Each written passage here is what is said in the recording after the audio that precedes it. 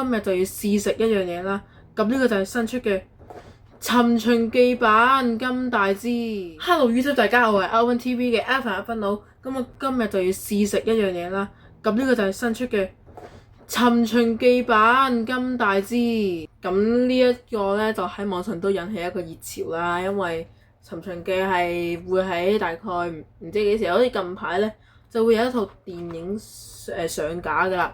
咁啊入面呢，就有金大支啦，係呢個黑朱古力味嘅，係同埋有閃卡喺入面嘅。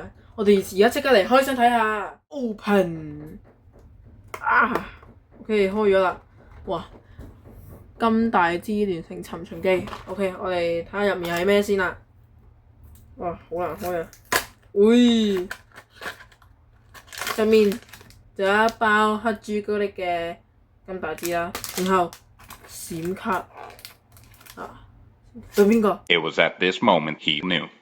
He fucked up. 哇！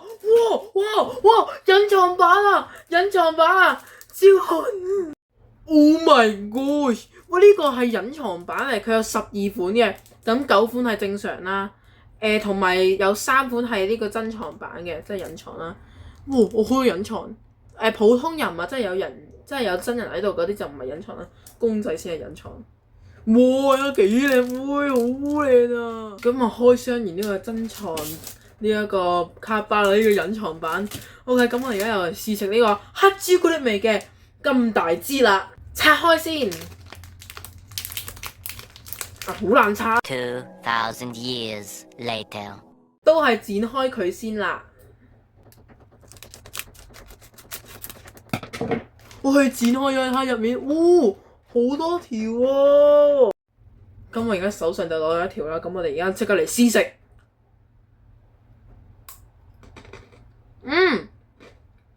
好濃嘅朱古力味啊！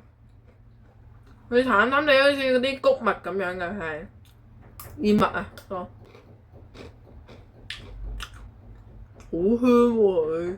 雖然咧佢叫黑朱古力味啦，但係佢係冇乜黑朱古力，不過嗰個味都幾正，同埋一啲唔知係咪類似燕麥嗰種穀物類嘅食物啦。我真係推薦大家試，好好食。好，今集咧就嚟到呢度啦。如果大家中意條片就記得 like、subscribe、share 啦。冇錯，我哋下條片再見，拜拜。